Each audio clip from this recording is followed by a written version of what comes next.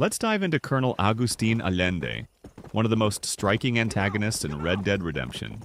As governor of the Mexican region Nuevo Paraíso and a colonel in the Mexican army, Allende presents himself as a strong-arm ruler who believes he's bringing civilization and order to a chaotic land.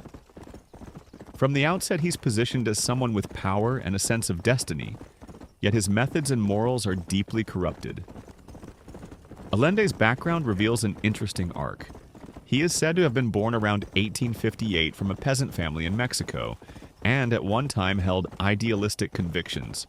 Over time, he becomes ruthless and cynical, using his position to exploit the people of Nuevo Paraíso, taking their land, silencing dissent, enforcing labor on their former property, and generally ruling with brutal force. His residence in the fortified mansion in Escalera places him as a figure who governs by fear and spectacle.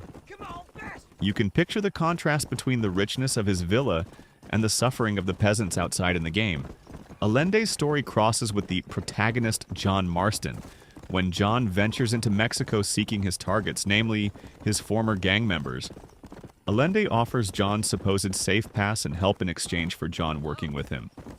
John helps Allende suppress rebels led by Abraham Reyes, while Allende promises to deliver John's targets. Initially, it seems like a pragmatic alliance. John needs information, Allende needs muscle. But the alliance is a trap. Allende uses John as a pawn, first leaning on him to fight rebel forces, then betraying him.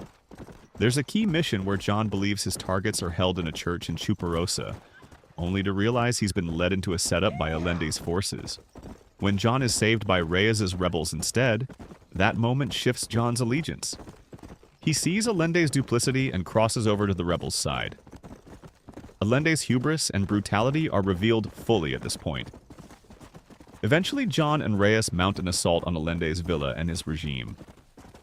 In the climax, Allende tries to flee in an armored stagecoach with Bill Williamson, but is caught. At that point, Allende tries to bargain his way out, offering Williamson to John and Reyes in return for his life. But ultimately, he is killed, either by John or by Abraham Reyes, depending on player choice. His fall symbolizes the collapse of tyrannical rule in that region of the game. What makes Allende memorable is his mix of dialogue and ideology. He speaks of bringing God and civilization to his land, yet he uses violence, exploitation, and sexual abuse to maintain control. His line, "Force must be used if you are to have your own way," encapsulates his worldview. He believes in order, but his version of it is brutal. This presents a strong contrast to John's own arc. John came seeking to put his outlaw past behind him, but ends up navigating complex politics and betrayal in the process.